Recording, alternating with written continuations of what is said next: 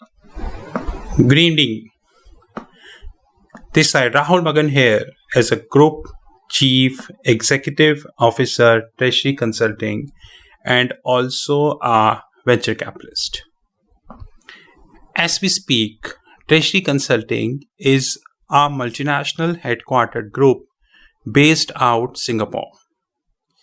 We are a multi-asset and multinational hedge fund, which effectively means we are taking positions in multiple asset classes and multiple locations.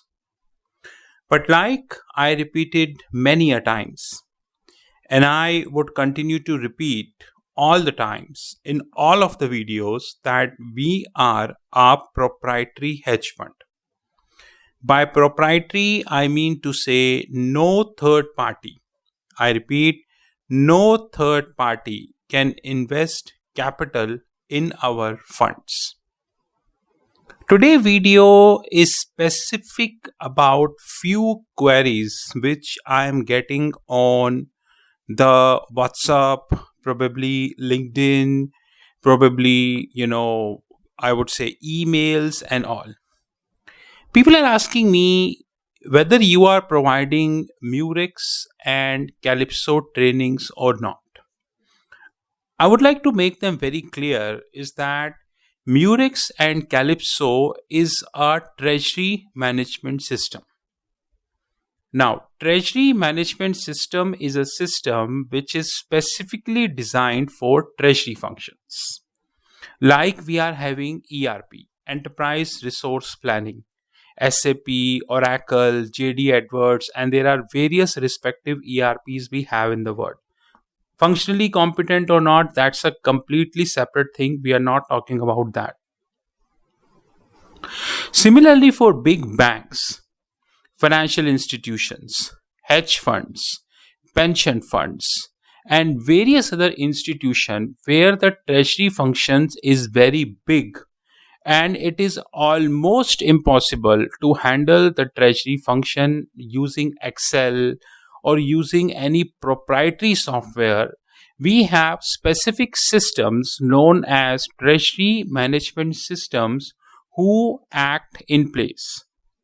The role of treasury management system is to incorporate the treasury processes, like you have front office, middle office, back office, and risk office.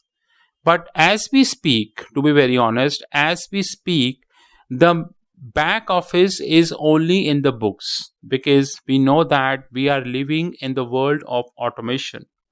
We are living in the world of machine learning. We are living in the world of NLP, Python, and all. In this eventuality, the back office is slowly finishing. And as we speak, in November 2022, the banks across the globe, but it's not that a specific country, but banks across the globe are cutting the jobs. And why they cutting the jobs? Because they are moving towards automation. So in short, treasury management system is a system which is specifically designed for the treasury function. This is something which we really need to understand. These treasury management systems are expensive.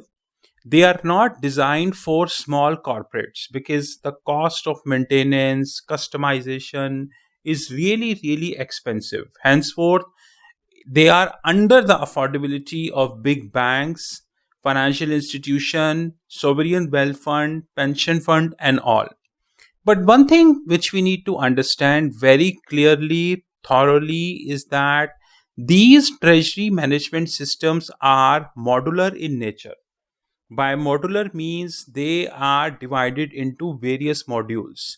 So example, you have a very, I would say big volume which you need to write in the form of book.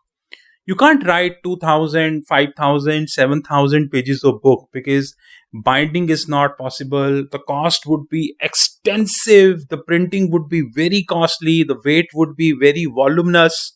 What you do, you divide your book into 5 parts. And volume 1, volume 2, volume 3, volume 4, and so on. Now, and you let people decide which volume they wanted to buy. This is called modular approach. Similarly, these treasury management systems are working on a modular approach. Please do take a note of that. If you are seeking your career in Murex or Calypso, then you need to understand one thing, that they are not but a treasury management system. So it would be better if you learn how treasury management system work, how you integrate these systems with Reuters, Bloomberg, and various other proprietary trading softwares. They are also known as feeders. They are also known as financial data reference providers.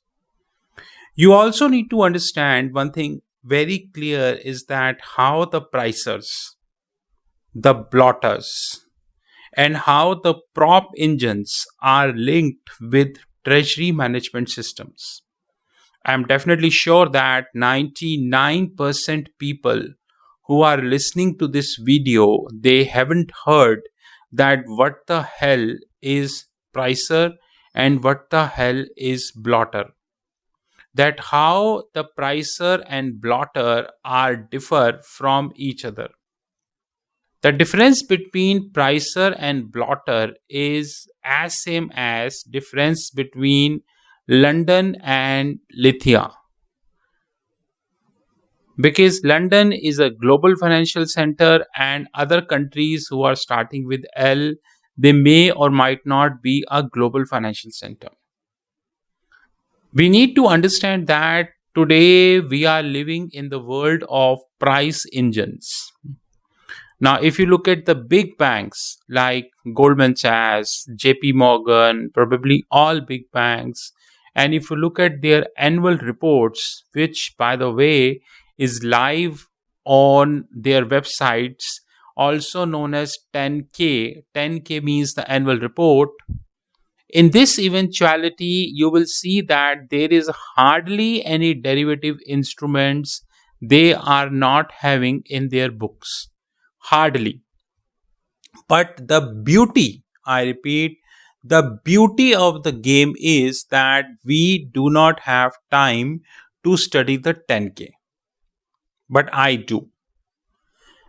Now, Goldman, JP need their own systems who can take these complex, alternatively speaking, L3, level 3 type derivatives in the book. While on the other hand, it's an open challenge. Although I did open challenge many times to Murex and Calypso, it's an open challenge for both Murex and Calypso that they prove whether their systems able to afford L3 valuation or not. Forget L3 valuation, whether their systems are able to afford the transition matrix or not. By transition matrix, I mean suppose you have an equity swap which is currently valued at L2, level 2, it's a level 2 product. And due to change in the complexity, we are moving from level 2 to level 3, which precisely means the mark to market, which the bank already taken in their P&L, also known as reclassification adjustment, or in balance sheet, also known as OCI, this would change. So forget, this L3 level valuation, whether they would be able to afford the transition matrix or not, that is really, really a big thing. Really, really a big thing. So guys, please do understand the world is changing. Whether it is Goldman Sachs, whether it is JP Morgan, they all are moving towards automation. Yes, few banks agree in public domain. They are moving towards automation. Many do not agree in public domain because they believe their share price is the prime important thing. That's the reason they hardly speak in public, but we all understand that the top banks of the globe are cutting jobs, and in a very handsome quantity. The latest example is the Credit Suisse, who is in public that they would be cutting 9,000 jobs. 9,000 jobs. Henceforth, if you really wish to make your career in the front office piece of a bank, probably a financial institution, probably a pension fund, probably any SWF, or probably any private equity or venture capitalist, then you need to understand that things are not as rosy as you are thinking. Probably you are thinking that things are very rosy, but things are not as rosy as compared to your estimation. So please come out. I repeat, please come out from the world of, you know, infatuation, from the world of fantasies, and see the reality. Murex and Calypso are legacy based platform. The world is changing, and the latest example is the LIBOR transition. Soon I would have more videos from a software angle as far as the LIBOR transition is concerned. Both Murex and Calypso can treat this as an open challenge. I repeat, both Murex and Calypso can treat this as an open challenge. This is Rahul Magan from Treasury Consulting Group. You knew my personal number 9899242978. I repeat, 9899242978. Have a great time ahead.